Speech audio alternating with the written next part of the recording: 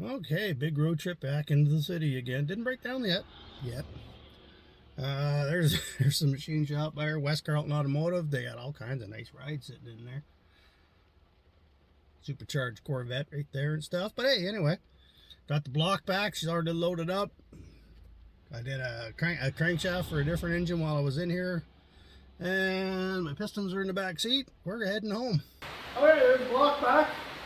Pouring rain. Fortunately, put it in the bag, but it's already rusted. You can see it. So I'm gonna get this thing off, get it laid down on the ground, and just spray it with WD-40 for today to keep it from rusting too much more. Be a day or two before I can get at anything with this. Fortunately, the kids are at school. Otherwise, I'll just hand bomb this thing off of here. Not too heavy for just me. I don't want to drop it.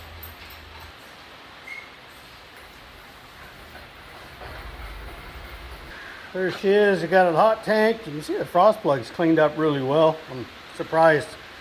You can see rust in around the bell housing side already, just from sitting with this moisture from all the rain we've had.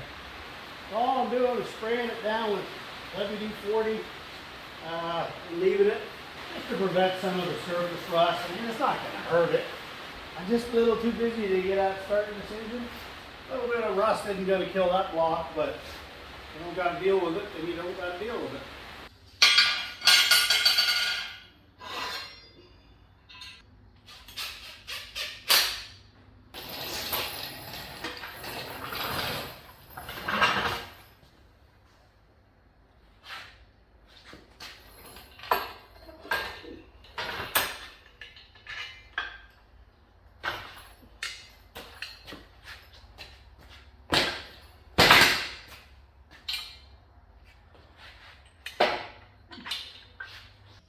Okay folks, I just started putting my pistons and connecting rods together on my 350 for the rat rod.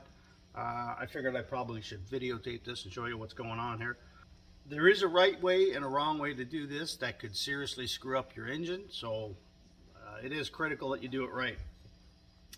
On most pistons, I don't think I've ever seen one that didn't, there will be some sort of a mark denoting which way is front. On these Summit coated forged pistons, there's an arrow that denotes the front of the engine.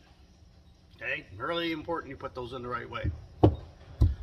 Okay, on your connecting rods, I've already got two done here before I started videoing, but I've got Eagle forged H-beam rods. Okay, they look pretty much the same at a first glance, but there is a key critical thing about these that you have to get right, or this will destroy an engine in no time. Okay, when you look at them, in this case, you notice that this side sticks out farther than this side. Alright, it's not always easy to see depending on which connecting rod you're going with, but these Eagle ones, it's kind of obvious. On the long side, there's a chamfer right here. Okay, how well you can see that, but you can see that it angles in right there. Whereas on this side, it's very straight. There's tiny little chamfer, but nothing really. Okay, that chamfered side has to face the outside of the crankshaft journal. How your crankshaft on the Chevy is laid out, what I got here is the box the pistons came in. I labeled the front of the engine, so I know that that engine is going to be facing that way. I got my left bank, 1357 in front. I've already got two of them assembled. And then I got 2468 in the back. Okay, all pistons are going to face front, so I orientated them in the box that way, ready to go. For the left bank, so 135 and 7, that chamfer is going to also face front. So if I assemble my piston and rod with it all that way, that is my left side. I cannot turn them around and put them in the back because one or the other will be backwards. Either the connecting rod goes backwards or the piston will face the wrong way. So the right bank, that connecting rod chamfer faces back, but the pistons face forward. So they're going to be opposite of these. Second thing we're going to do here is actually push the pistons and connecting rod pins in and get it lined up. So In the case of these Summit ones, they have retainers, just little clips. They're real handy. So this is the right bank. So the even numbers. I got my clip in this side. I'll put that side down. My piston arrow is up. And I know these are going opposites, so I got my chamfered side down. Piston forward up, chamfered down, denotes right side, even numbers. I know I was going to do this for several days, so I put my pins in the freezer.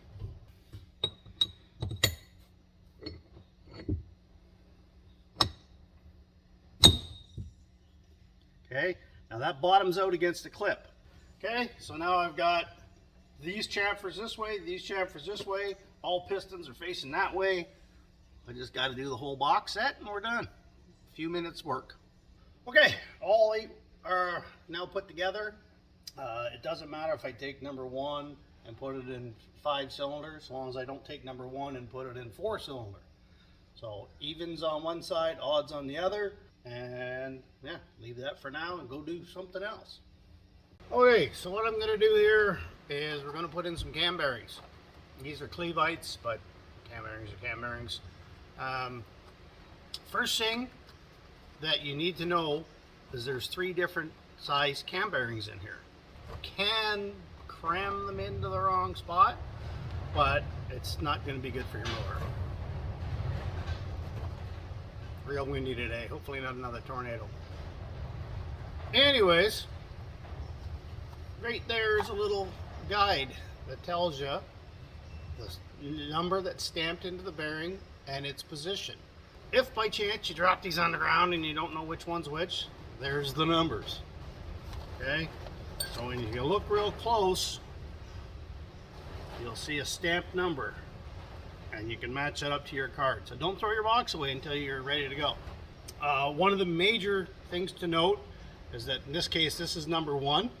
It has 2 oil holes in it. All right, all the others only have 1. So when it comes to putting these in, which way the holes should go, you could put them any way around and some oil will get to your camshaft, okay? Because the block is a groove. It's not a hole that you line up, there's a groove. The oil goes into that groove and puts in. But if you put them wrong, it's harder for the engine to push oil into the cam bearing. You're doing it wrong. So how it works, and I'll show you, I drew a little diagram here. Okay, it's a clock face.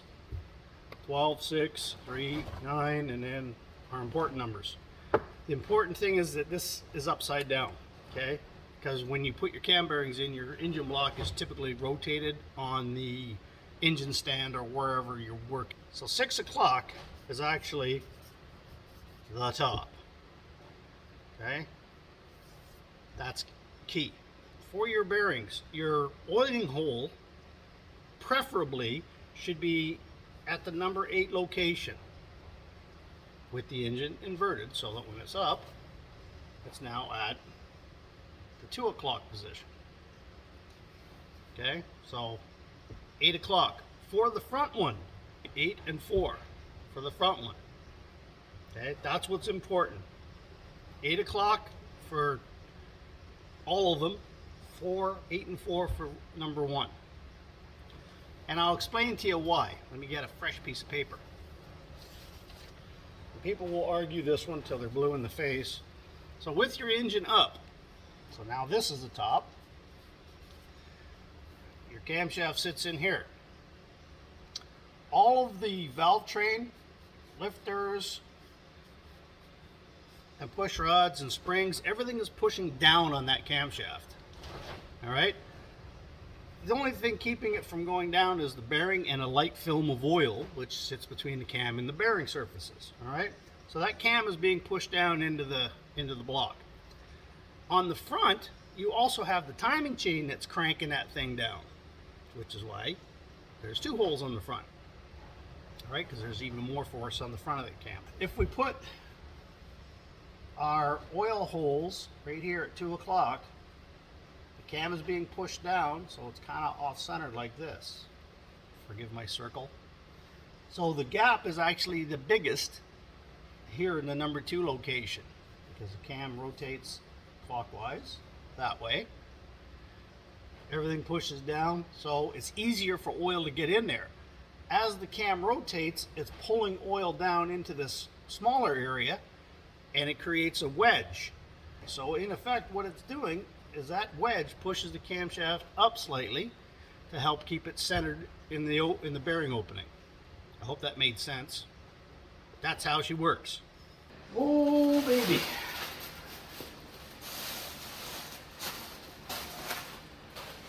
And as you can see, it's in the upside down rotation. I like to have a clean place to work.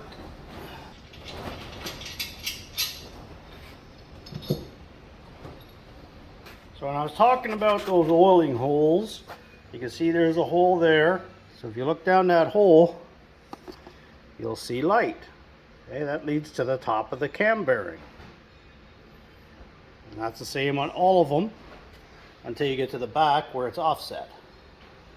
Okay, so there's a good reference for your 12 o'clock when you're installing these. And at the back, if you're worried about it, there's a little nub right there that you can line up for 12 o'clock. Okay, so that's your oil supply for the cam bearing. Is the top one, not that one, this one.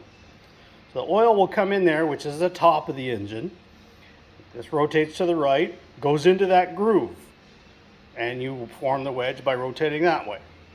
Again, if you're off by a little, it's not the end of the world, because this groove will fill with oil and it'll still find its way to the cam bearing, but that's the optimal place, is up in this area.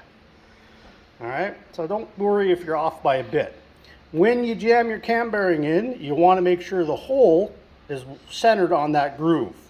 That's what's important, okay? Because the bearing is a little smaller than this surface, so you want it centered so it's in that hole. Again, for number 1, you're going to have a hole, one here and one here. So the 4 o'clock and 8 o'clock with the engine block upside down. You can see every one of them has a groove. Same thing. Even the back has a big groove. Okay, one thing I do to make this installation a little faster and easier is we're looking at cam bearing 1 with the 2 holes. I know I want those at 8 and 4. So if I place it on there like that, rotate it till they're basically 8 and 4, and I just put a little mark where 12 o'clock is. Like so, on the outside of the bearing. Okay, that'll most likely get scraped off as I'm putting it in. Okay, and that's why lining them up with, say in this case, the oil holes in the main journals. If I line that up, I'm within a couple of degrees of exactly where I want to be. Okay, so I'll do that for all 5 bearings, and I'll lay them out in the order of installation. So 5, 4, 3, 2, 1. If you start at the front, then you have to work through your bearings, and there's a better chance of damaging the bearing surface. So I'll always start at the back. Okay, so there's number 5, oil hole at 8 o'clock. I just place it on the bearing installer tool like that, and in this case I'm lining it up with that cast lug down there. Just a little wiggle, make sure it's kind of lined up.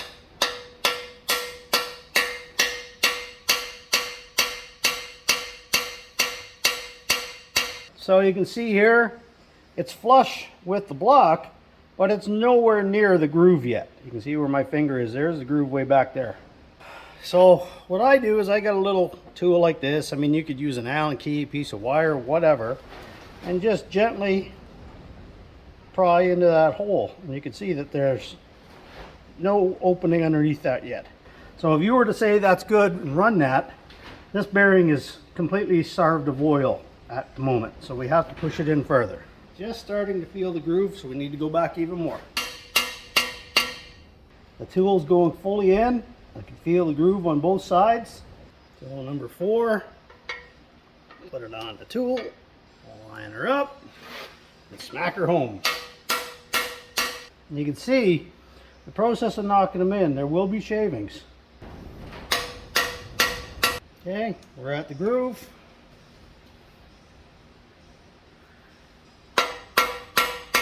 And of course, number 1 with the 2 holes is no different.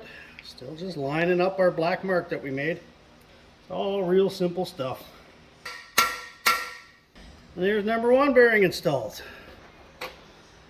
So when you look down a block, the oil holes are all in the same place. Okay, so the last thing I got to do is go through, and there's going to be, like I said, there's going to be some filings that come out, and some they'll land down in the lifter valley there. All right, I can feel a little piece on my finger right there. All right, cam installation, plenty of assembly lube. The reason I'm only going light here is because most of this is getting scraped off as it goes through the other bearings. Okay, so it goes in from the front, and it should go relatively easy. If you're meeting a lot of resistance, there's something gone wrong.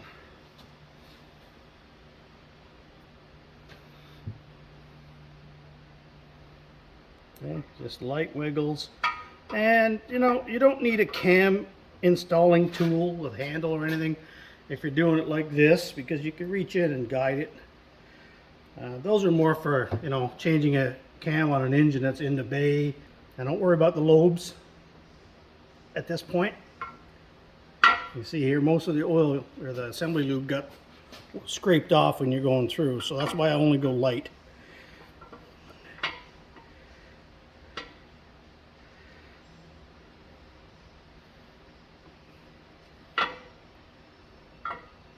And you just try to be careful. You don't want to bang up your bearing. Now this, once you get it to the point where you're ready to put the front in, that's when you give it a good healthy coat on all the surfaces. Okay, so for this, because you got the back frost plug out, I just kind of stick my finger in through the hole and help to guide everything in place. And there you go. Cam is now sitting in the engine. Okay, rear main seal, when you're putting these on, okay, the raised lip should be towards the inside. Assembly lube is cheap. Use it. Main bearing set, standard. Okay, main bearings, super crucial that your oil holes line up with the block. Okay, the back one is a thrust bearing. It just goes in straight up. Now the tab and the oil hole, you can't really put it in wrong because you got to basically break that tab off to get it to go in. The others are all identical. Okay, so you got your tab that keeps the bearing from rotating. Lines up there, and your oil hole can't help but line up.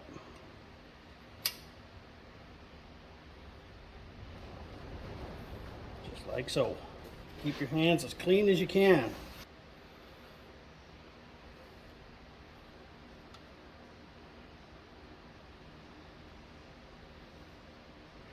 I'm going to use a clean rag and just wipe those a bit. Get my fingerprints and oil off my hands off of them. Plenty of pre-lube. Yeah, it's going to run into the oil hole, but that's fine.